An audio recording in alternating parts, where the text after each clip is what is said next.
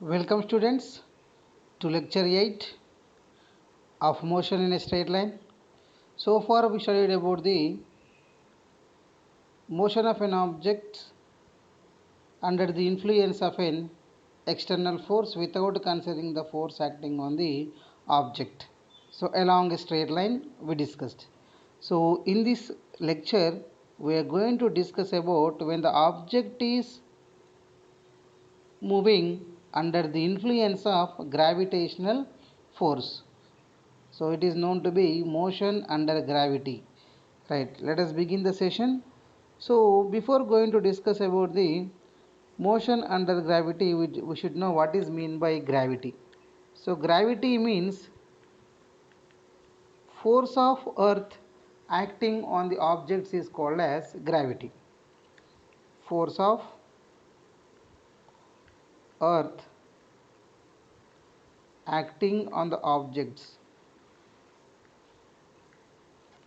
is called gravity or a gravitational force. So when the object is under the influence of the gravitational force, so when it will be under the influence of the gravitational force, when we throw an object by giving some initial velocity in vertical upward direction, or if the object is falling from a particular height, so in these two situations, what is the force acting on the object? The force acting on the object will be force of gravity. So now the objects are moving under the influence of force of gravity. So when the object is moving under the influence of a force, definitely the force develops or the force causes an acceleration in the body.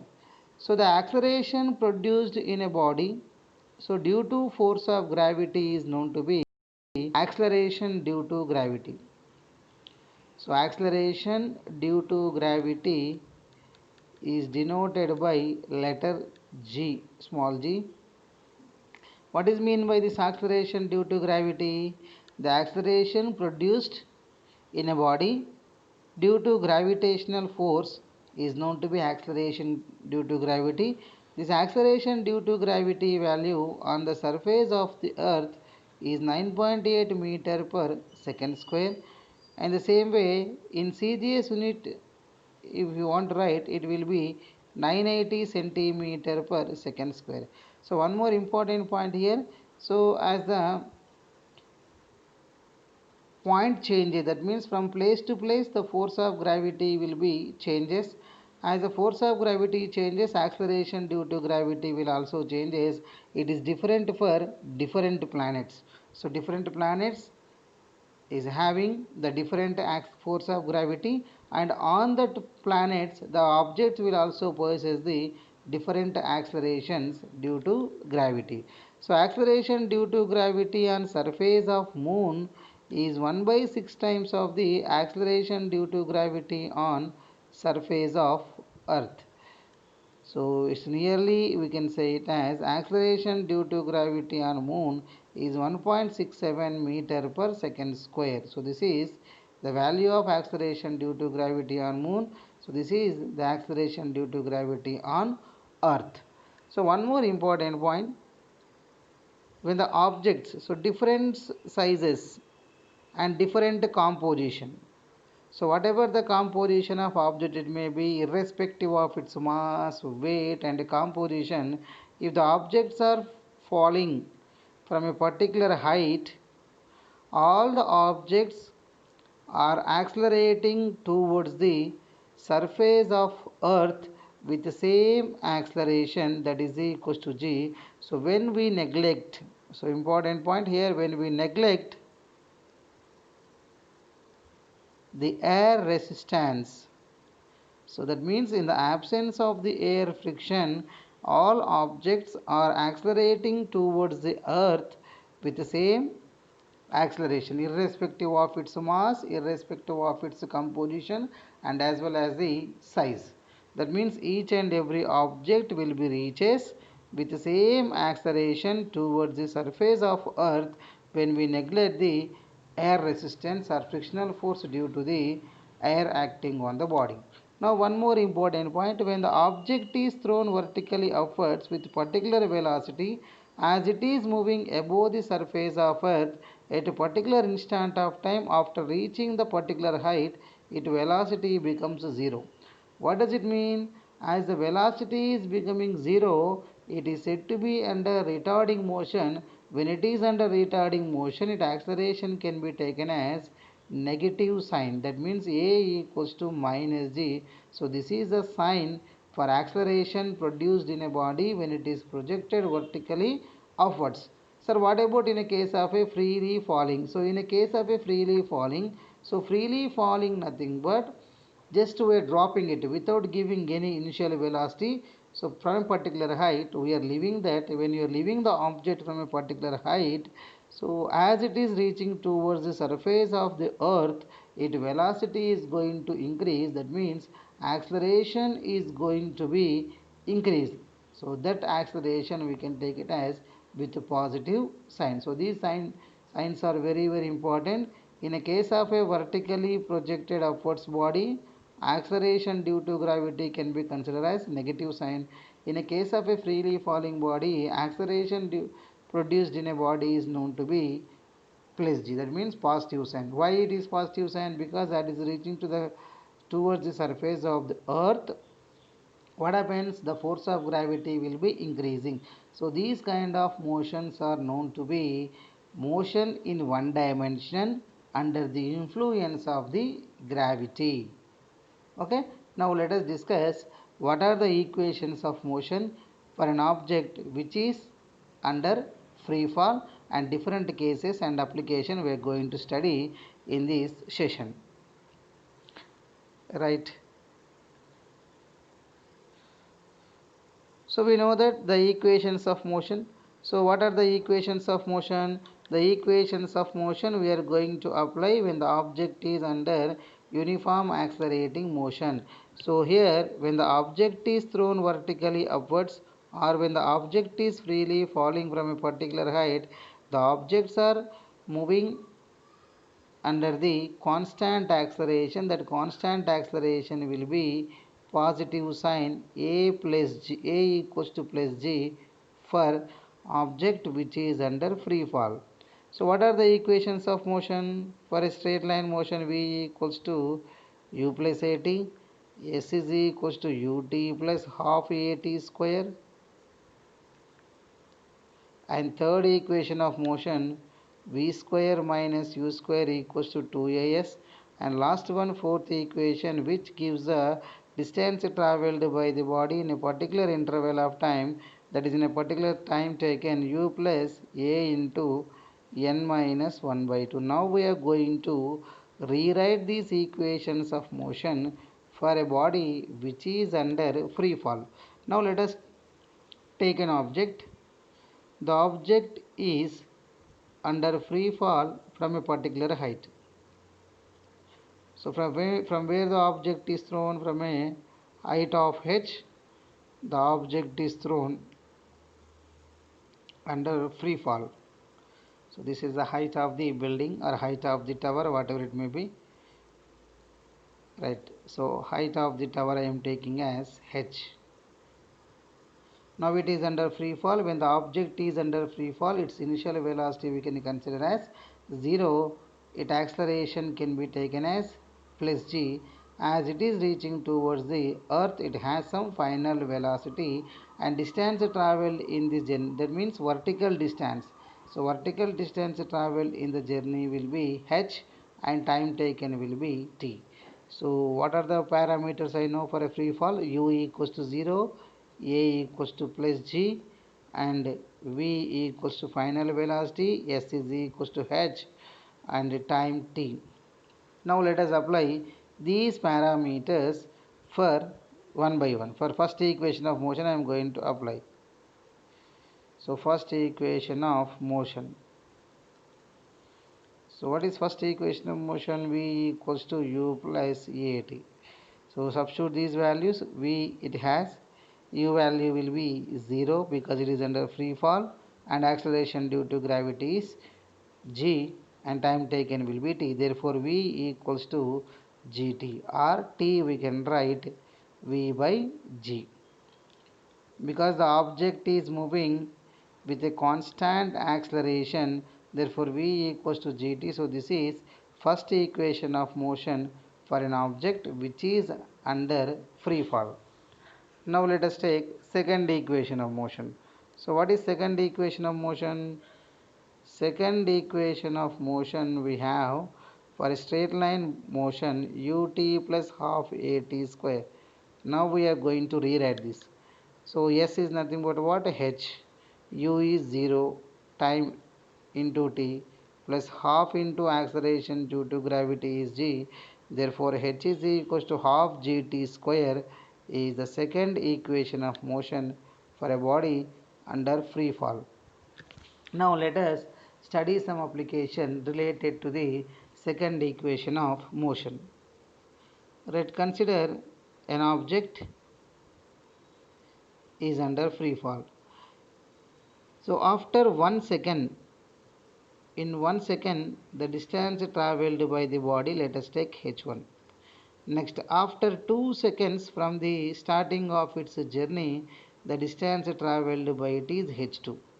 And then after 3 seconds the distance travelled by the body is h3, like that and so on. In n seconds the distance travelled by the body will be hn.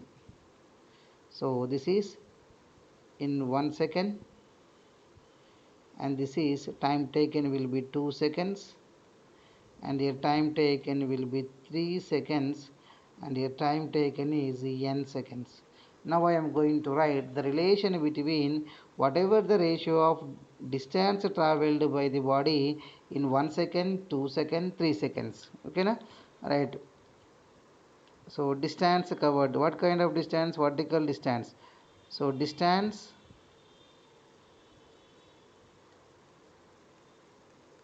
is an application. So distance travelled by an object under free fall, we can write for any position of the object the acceleration due to gravity is constant. Therefore what we can write? H directly proportional to t square. So therefore in 1 second h1 is directly proportional to 1 square. In 2 seconds h2 directly proportional to 2 square, h3 directly proportional to 3 square, and so on. In n seconds hn is directly proportional to n square. Now let us write the ratio h1, h2, h3 and so on. Hn is equals to 1 is to 4 is to 9 is to 16 and so on n square. That means the ratio of distances travelled by a freely falling body is directly proportional to square of the integer. That means 1 square, 2 square, 3 square, like that. So this is the direct expression. Now let us take the distance travelled by the body in successive time intervals. That means this is the initial position. So I am taking h0. So h0 to h1, what is the distance? Next, this distance in successive time intervals. Right, in successive time intervals, how can we get? If you want to find out this h1, I don't, ratio of distances travelled in successive time intervals. That means I am going to find distance travelled in 1 second, distance travelled in second, third second, like that. To find that I am taking h1 minus h0. It is a distance travelled in 1 second. Next, in second, what we can write? In second we need to write h2 minus h1, because I need to find this distance only in second. This is in first second. Second nothing but what? It is the difference between distance travelled in 2 seconds minus distance travelled in 1 second. We are going to get distance travelled in second. That's why H2 minus H1. Similarly, H3 minus H2, like that. So the ratio we know that already. So 1 minus 0, because initial position is 0. Then after 1 second 1 is 4 minus 1 ratio 9 minus 4, like that, and so on. We are going to get, so 1 is to 3 is to 5 is to 7, like that. So that means the ratio of distances travelled by the body in successive time intervals is in the order of odd numbers. So 1 is to 3 is to 5 is to 7. So this application we can also discuss with the help of the fourth equation of motion. So what is fourth equation of motion? Distance travelled in nth second. So distance travelled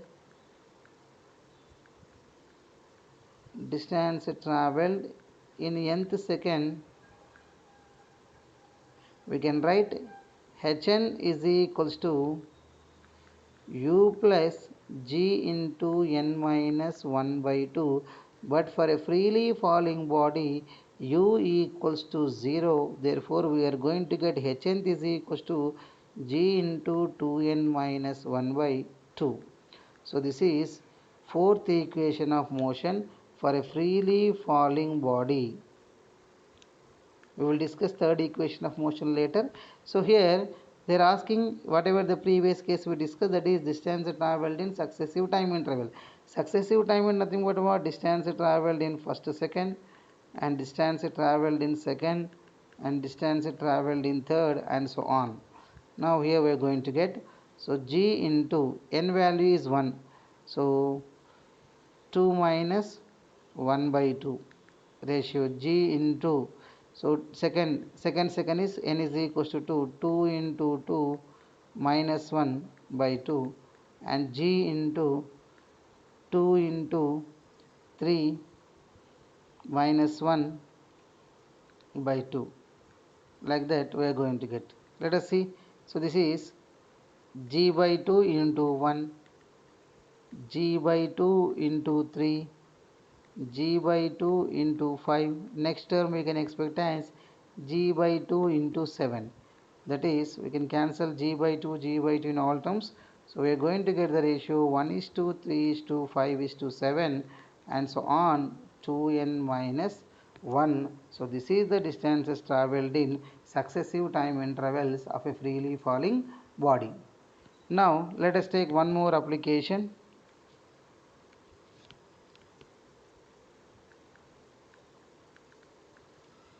Now the object is under free fall.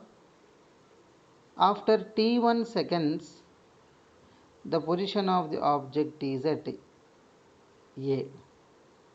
Then after t2 seconds, the position of the object is at B. Now what is the difference in distances between both bodies? That means the separation between the positions of the body after t2 and t1 second, that we are going to write. Okay now, so it is under free fall. After t1 seconds, the position of the object is at A. After t2 seconds, the position of the object is at B.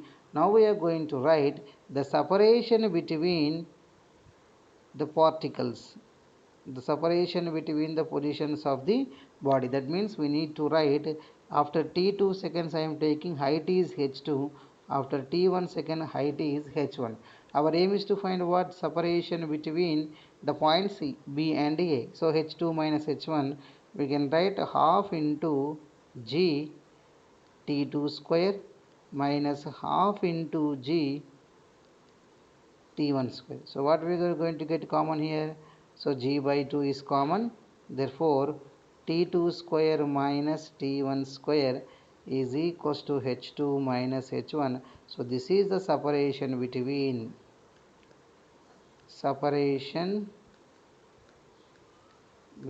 the points A and B after t2 and t1 seconds of the journey of an object. Okay, so in this way we can find the separation between the particles, separation between the points, not just for same body we are writing the separation. Now let us see next application. So before going to discuss next application, let us write down the time taken. So what is the time taken by a freely falling body to reach the ground? So time taken by a freely falling body, if it is dropped from a particular height h, therefore we can write time as h is equals to half gt square.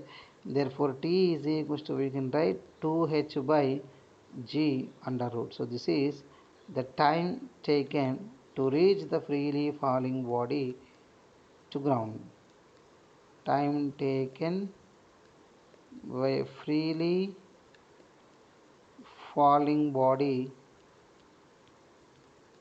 to cover a height of h. Right. Let us see one more application. Let us consider an object is dropped from a particular height of h. So height of the object from where it is dropped is h. Now we are going to find out the time taken by it to fall through the successive distance of 1 meter. I am going to find the ratio of time taken, the ratio of time taken by a body to free fall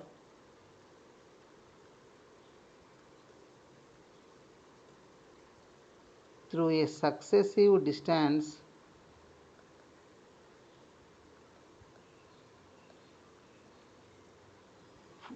of 1 meter. That means I need to find after each and every 1 meter of distance what will be the time taken, we need to find. Let us take, so first 1 meter, after first 1 meter, so time taken we can write t1 is equals to under root of 2 into h. So this is h1 into g. So h1 value is how much here? So h1 value we are going to write 2 into 1 into g is equals to t1. This is after 1 meter. So this is the time taken. Next, after 2 meter. Sir, why you are writing after 2 minutes? You are going to calculate for 1 meter only, no? So when I am going to take the distance as 2 meter, then only I can get the time taken for 1 meter by dividing these two times. So this is t2. Okay, so t2 we can write t2 as under root of 2 into 2 by g. Next, for next time taken t3 is equals to 2 into 3 by g. But what is our aim? Our aim is to find time taken to cover the successive distances of 1 meter. So time interval for successive distances of 1 meter, I am going to write t1 minus t0. So t1 minus t0 nothing but what? From the free point of the initial journey to after 1 second, sorry, after 1 meter, next after 2 meters. So next, in next 1 meter nothing but what? t2 minus t1 only.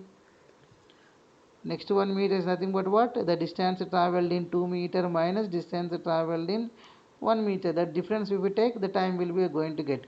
Next t3 minus t2, that is equals to, so now substitute this. So t1 root 2 by g minus 0 is t2 2 into 2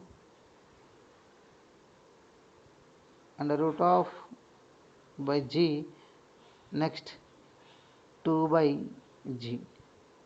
Next ratio under root of 2 into 3 by g minus 2 into 2 by g. Simply I am writing the differences between time intervals. So to cover 1 meter. So after 1 meter the time interval I am taking t1. After 2 meters time interval will be t2. To find time ratio of the time taken to cover each 1 meter of distance. So then what I am going to get here? So if you observe here, in all the terms they have root 2 by g. Here one root 2 by g, here root 2 by g, root 2 by g, root 2 by g, root 2 by g get cancelled. So what we are going to get here? This is root 1 is root 2 minus root 1. Next root 3 minus root 2, and next time we can guess it as root 4 minus root 3. That means the ratio in what way? The ratio of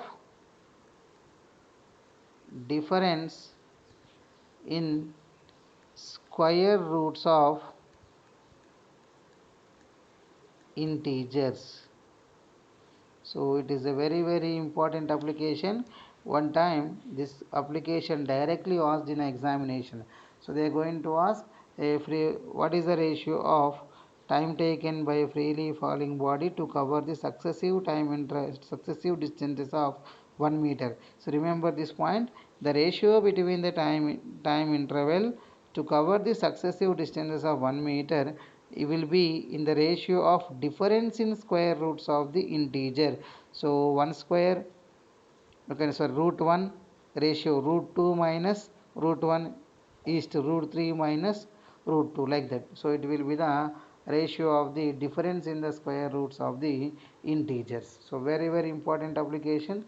So if you remember directly, if the question will be asked directly, we can do this problem. Right, let us discuss the third equation of motion. So what is third equation of motion? So third equation of motion for a straight line, v square minus u square is equals to 2as.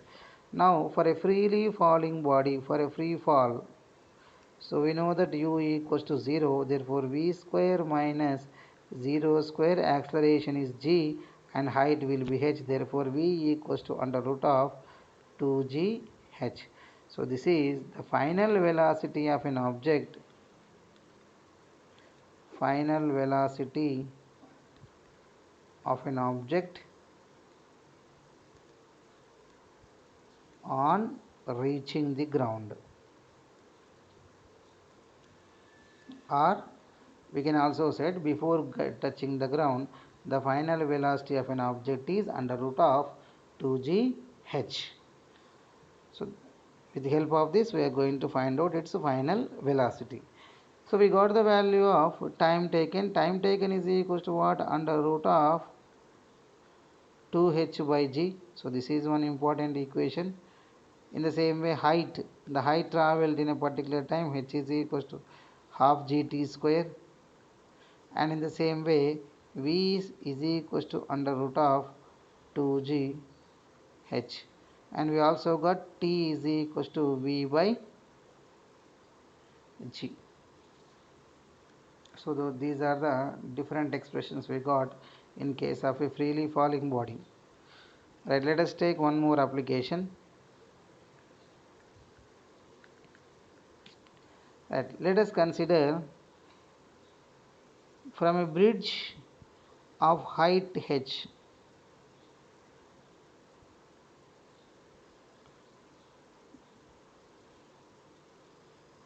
two stones are dropped. So A and B. So one is in free fall and the other is with a velocity u with an initial velocity u, it is thrown vertically downwards. So this is thrown with initial velocity u, but this initial velocity is 0. So in such a way that, so after x seconds, try to understand this. So the first object is dropped freely. After x seconds,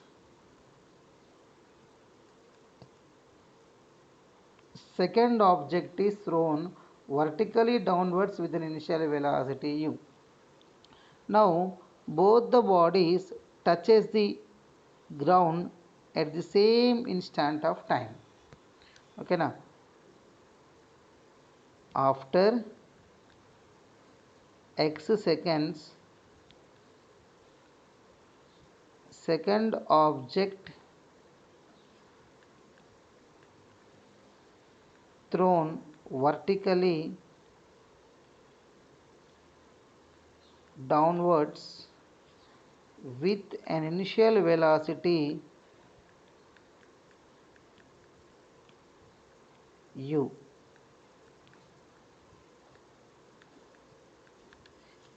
The first object is under free fall. If both touches the ground at the same instant of time, if both touches the ground at the same instant of time, right?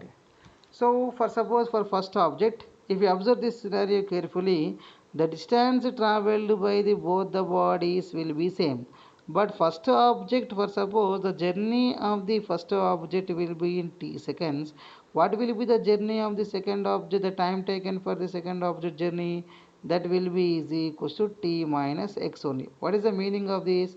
For suppose this first object, after dropping the first object, after 2 seconds the second object is thrown vertically downwards.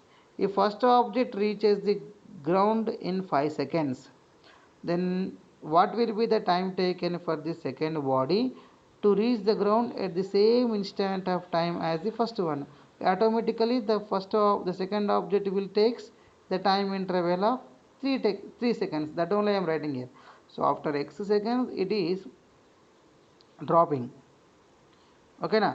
So for first object, how much time it will take? T seconds. Then what will be the time taken by the second body? So t minus x. So in that cases, so we are going to write h1 is equals to h2. First object is under free fall, therefore 0 plus half g t square we can write, because time we are taking t. Next, for second object is nothing but what? It has some initial velocity. So ut, what is t here? T minus x plus half into g, time taken will be t minus x whole square. Sir, what is the use of this application? So they are going to ask what is the initial velocity of the second object to reach the ground at the same instant of the first object. So they are going to ask find its initial velocity, or after how many seconds the second object will be dropped. Like that the question can be framed on this application. Okay, right, let us see next application.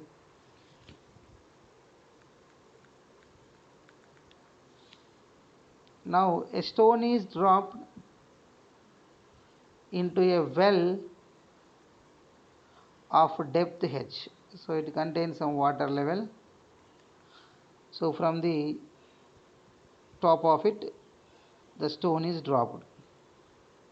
So the depth of the well is h. Okay, if a stone is dropped into a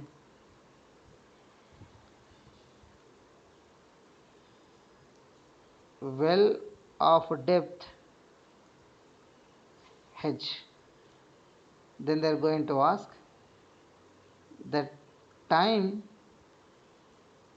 taken to hear the splash of sound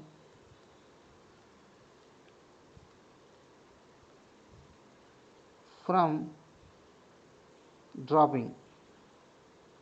So from when it is dropped, after how much of time we are going to hear this flash of sound, right? See, so when the stone touches the water, what happened? The sound can be produced, and the sound will be reaches to the ear. Then only we can able to see the, so then only can able to hear the splash of the sound. So here two times will be there. So what is the time taken? Time taken, total time taken to hear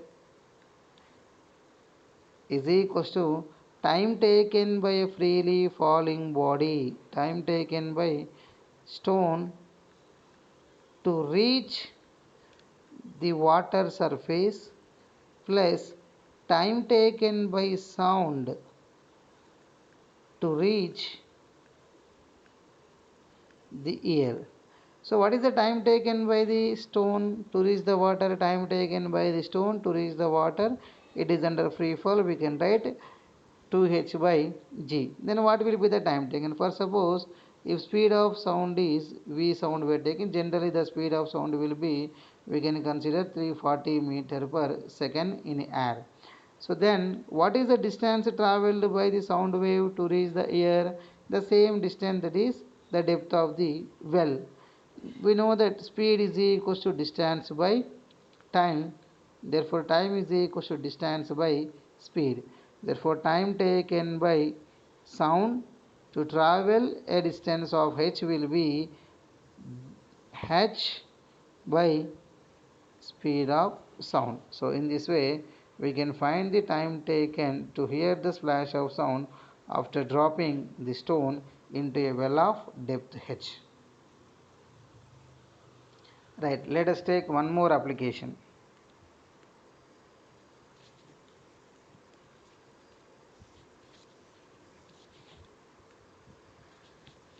Right. An object is dropped from a particular height h. It reaches the ground in t seconds. Therefore we can write h is equals to half gt square.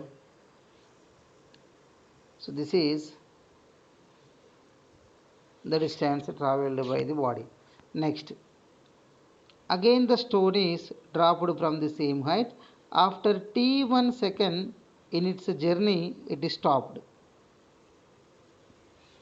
That means we are stopping here in its journey. We are stopping here. It covers a height of h1. Right. After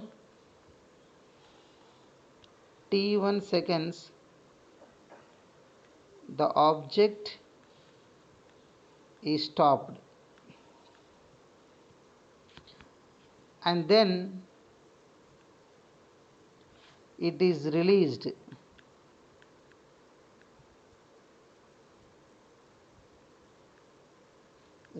from the same point. That means from where we, whatever the location of the stopping point, from the same point again we are leaving it. Then what will be the time taken to cover the further distance? So this they are going to ask. So h1 we can write half g t1 square we can write.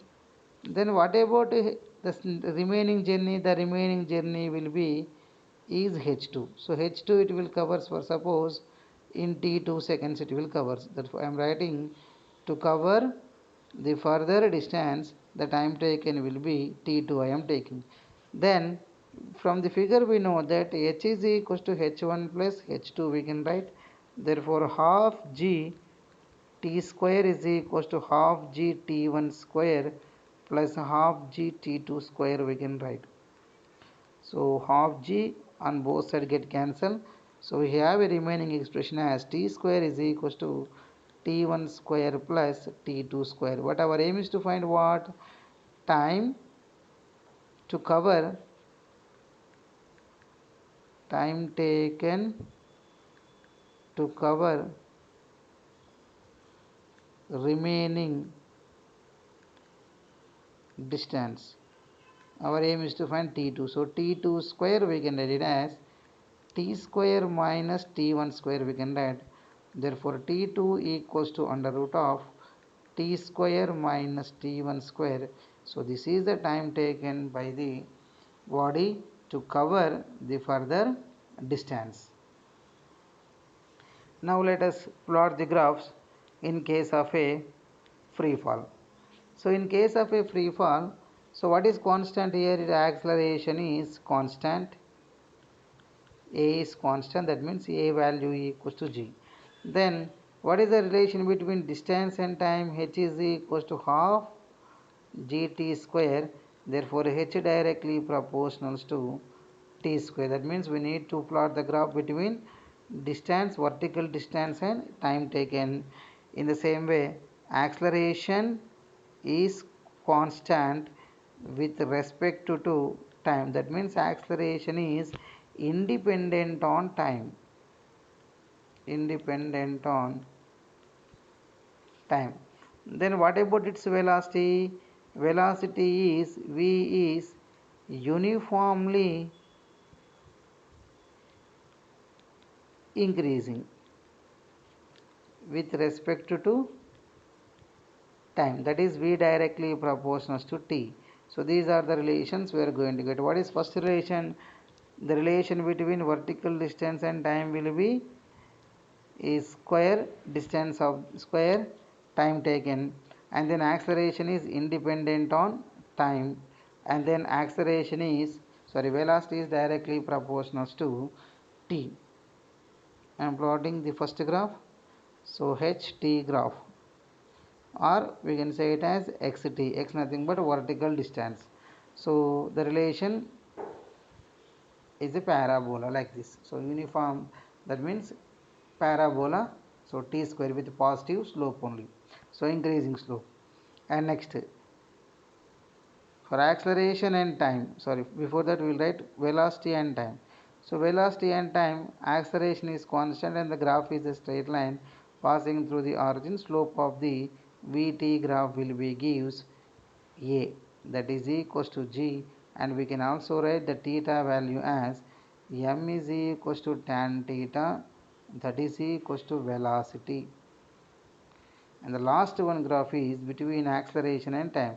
So acceleration is independent on time irrespective of its journey, that acceleration is remains constant. So these are the graphs for free fall. So free fall. Okay, so this is about when the object is under free fall. So these are the different applications and equations of motion. So in next lecture we are going to discuss about when the object is thrown vertically upwards. So what are the equations of motion, and we will also discuss some numericals based on the two concepts. Thank you. Stay safe.